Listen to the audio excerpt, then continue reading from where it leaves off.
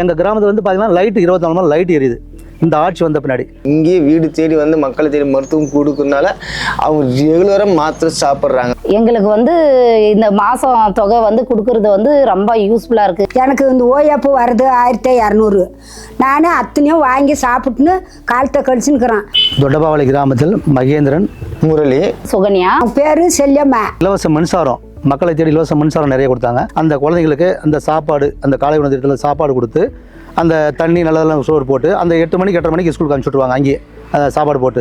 அடுத்தபடியாக பார்த்தீங்கன்னாக்கா இந்த இலவச பஸ்ஸு இதுவரையும் இந்தியாவிலே எதுவும் யாரும் இதுவரையும் எந்த மாநிலத்தில் எந்த முதலமைச்சர் பார்த்தது கிடையாது. புதுமை திட்டம் படிக்காத பிள்ளைங்க வசதி இல்லாதவங்க கூட ஒரு காலேஜ் போனால் இந்த பணத்தை வச்சாவது ஃபீஸ் கட்டி ஒரு யூனிஃபார்ம் இந்த மாதிரி எல்லா விதமான சலுகைக்கும் இந்த பணத்தை எதிர்பார்ப்போட பண்ண திட்டம் நல்லா இருக்கு. ஹாஸ்பிட்டலில் போய் தேடி எல்லாம் மாத்திரை வாங்க முடியாத பட்சத்தில் இங்கேயே வீடு தேடி வந்து மக்களை தேடி மருத்துவம் கொடுக்கறதுனால அவங்க ரெகுலராக மாத்திரை சாப்பிட்றாங்க. பேருந்து அரசாங்கம் வந்து ஃப்ரீயாக விட்டு இருக்கிறதுனால எங்களுக்கு வந்து ஒரு ஹாஸ்பிட்டலுக்கோ இல்லை ஒரு குழந்தைங்களுக்கு ஒரு உடம்பு சரியில்லை இருந்தாலையோ இல்லை திடீர்னு எங்களுக்கு எதனா ஒன்று வாங்கணுமோ அதனால கவர்மெண்ட் வந்து அந்த சலுகை பண்ணியிருக்குது. எங்களுக்கு ரொம்ப யூஸ்ஃபுல்லாக இருக்குது. காலை உணவு திட்டம் இது எலிமெண்ட்ரி ஸ்கூல் கொடுக்குறாங்க. வீட்டில் சப்போஸ் எங்களுக்கு அந்த டைமுக்கு சாப்பாடு செய்ய முடியலன்னா கூட அங்கே போய் சாப்பிட்டுக்கிறாங்க. பசங்களை கேட்குறோம் எப்படி இருக்குது அந்த சாப்பாடுன்னு.